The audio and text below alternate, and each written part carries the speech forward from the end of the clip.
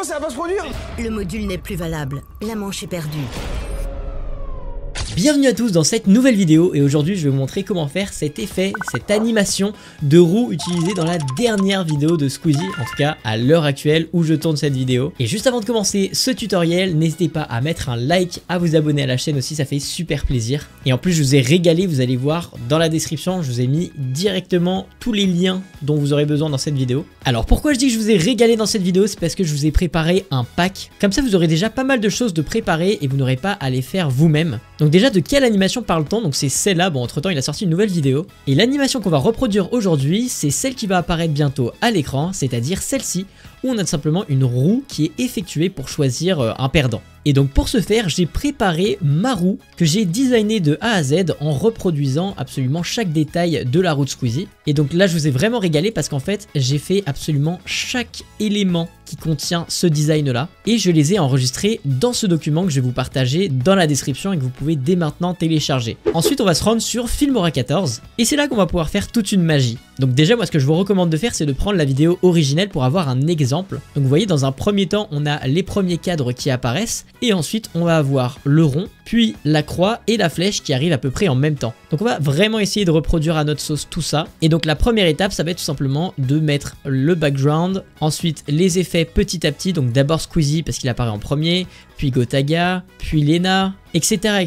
jusqu'à la flèche. Donc vous faites ça dans l'ordre. Une fois que c'est bon, on va commencer l'animation qu'on va reproduire sur tous ces cadres là pour qu'ils apparaissent. Donc quelle animation concrètement on va faire? On va faire cette animation là, vous voyez, celle où ils apparaissent petit à petit. Donc c'est parti, on va cliquer sur notre scène avec Squeezie. Donc là, regardez bien, on s'intéresse que à ces deux scènes là uniquement. Donc hop, on s'intéresse à cette scène là. Donc le cadre de Squeezie, vous voyez, c'est celui-là, c'est celui qui est derrière Squeezie. Ce qu'on va faire, c'est qu'on va cliquer ici, dans Basique et dans Images, vous allez cliquer sur Transformer et vous allez sélectionner la keyframe. Donc ici, normalement, vous avez un petit losange qui apparaît et que vous allez mettre plus loin, juste ici. On revient au début de la scène et maintenant, on va rétrécir le cadre et on va modifier le Y pour faire en sorte qu'il apparaisse au milieu. Vous voyez, un petit peu au milieu ici. Donc hop, on rétrécit le cadre, on l'augmente et après, on le met à 0. Ce qui fait que déjà, on a une animation avec un losange qui apparaît. Alors, en termes de timing, on va mettre le losange à peu près ici. C'est à peu près là que l'animation se termine. Donc là, vous voyez, hop, Squeezie il a arrêté de bouger. On va faire un clic ici.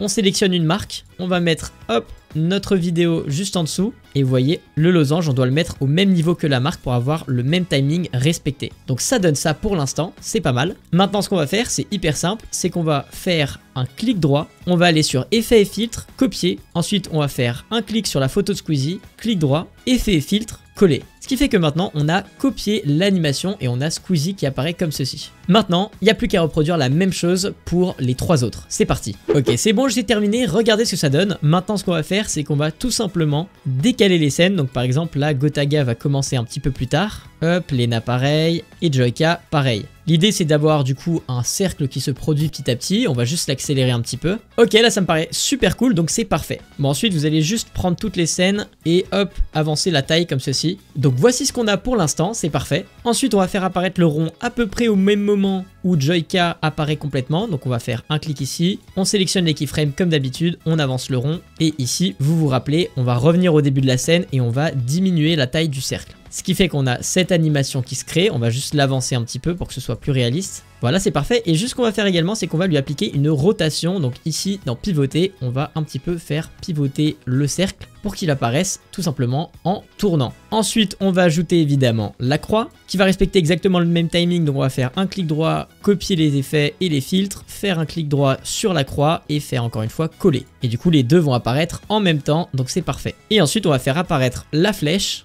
qui elle apparaît différemment, en fait elle apparaît en clignotant. Donc cette fois-ci on va sélectionner composition, on va faire opacité à 0, on avance un petit peu, on va faire opacité à 100%, puis on avance encore un petit peu, on va faire opacité à 0, puis on avance encore un petit peu, opacité à 100%, etc. Et ça va faire un effet de clignotement tout simplement. Et voilà, donc c'est bon, on va juste rallonger toutes nos scènes comme ceci pour qu'elles soient toutes à égalité. Donc là tout est bon et à partir d'ici on va pouvoir faire tourner tout simplement la flèche. Donc observons d'abord comment eux le font dans leur vidéo. Donc Squeezie ce qu'il fait tout simplement c'est que il va faire tourner la flèche flèche, du coup le cadre augmente de taille et les autres deviennent un petit peu rouges. Et donc on va bien regarder, mais dès que la flèche touche un tout petit peu le cadre, là ça y est, le cadre redevient grand. Donc déjà, première étape, on va faire en sorte de tourner la flèche et le cercle et la croix. Donc c'est ces trois là. Alors si on veut pas s'emmerder, on va tout simplement faire un cut sur les trois ici. Donc on a notre animation qui est faite, hein. Et ici tout simplement on va faire un clic droit et créer un clip composé. Ce qui fait qu'au lieu d'avoir à modifier à chaque fois les trois clips, on va en avoir qu'un seul à modifier. Vous voyez là, si je modifie un seul truc, tout est modifié.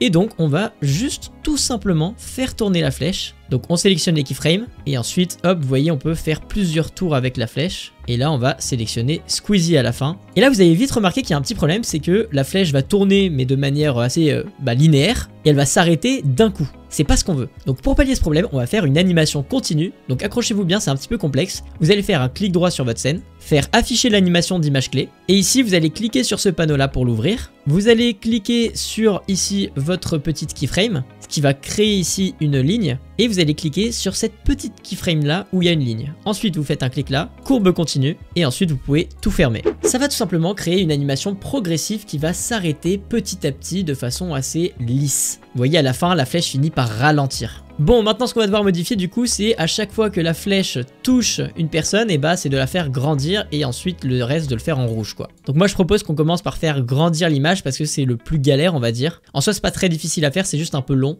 Donc là hop, la flèche touche Gotaga, donc ce qu'on va faire c'est qu'on va tout simplement chercher où est Gotaga. Il est juste ici, on va augmenter sa taille, c'est assez simple à faire, hein. On va mettre à 113% précisément, comme ça on fera pareil pour tous les autres. Et pour sa photo pareil, du coup on augmente à 113%. Ce qui fait que regardez, hop, ça va d'un coup grossir l'image. Ensuite dès que ça touche Lena, pareil, on va faire grossir Lena en cliquant dessus. On met à 113%. Ah oui, et j'ai oublié de préciser, ensuite ce que vous allez faire c'est que vous allez revenir un pas en arrière et écrire 100% pour sélectionner la keyframe et créer une animation. Donc là pour l'instant ça donne ça. Et donc là vous voyez que la flèche est en train de partir de Gotaga, donc on va faire un clic sur la keyframe, on avance de 1 et ensuite on va la remettre à 100% et on fait exactement pareil pour la catégorie juste au-dessus. Et donc regardez pour l'instant ce que ça donne.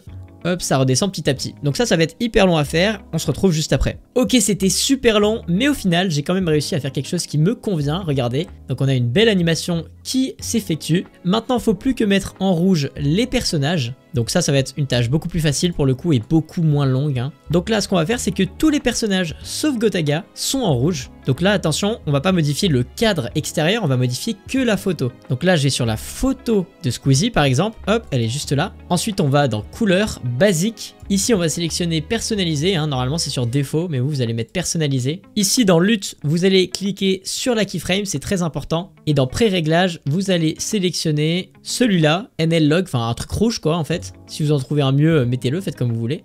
Et donc là, ensuite, on va avancer. On va avancer la petite keyframe au moment où on veut que ça devienne rouge. Et ensuite, on recule un tout petit peu et on va tout simplement mettre l'intensité à 0%. Ce qui fait que là, on a l'intensité à 0%, regardez bien Squeezie. Puis, soudainement, quand on va passer la keyframe, hop, on va devenir un petit peu plus rouge. Puis ensuite, complètement rouge. Et donc, on va faire ça au même moment pour absolument tous les autres. Donc, c'est-à-dire également pour Lena et Joyka. Donc, on va sur la photo de Lena. On la met en blanc, classique, hein, sans rien modifier. Puis, on avance un petit peu. Et là, on met l'intensité à 100%. Pareil pour Joyka, intensité à 0. Puis, on avance.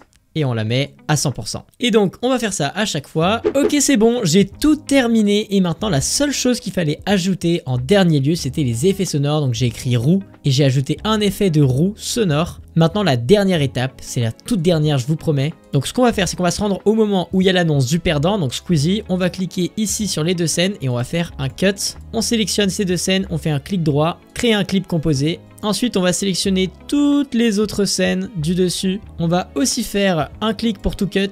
On va toutes les sélectionner, ces scènes. Et on va faire un clic droit, créer un clip composé. Bon, c'est cool, comme ça, on n'a plus que 2-3 scènes. Donc celle-là, on va tout simplement créer une transformation pour diminuer leur taille. Hop, vous voyez, on les diminue à 100%. En parallèle, Squeezie, on va juste le décaler en le faisant aller au milieu et en le grossissant. Le clip du dessus avec la flèche, on va tout simplement appuyer sur composition et on va littéralement le faire disparaître en diminuant l'opacité à 0. Et ensuite, on va prendre Squeezie et on va le faire glisser par-dessus ses collègues. Et enfin, dernière étape, on va prendre l'effet de flares.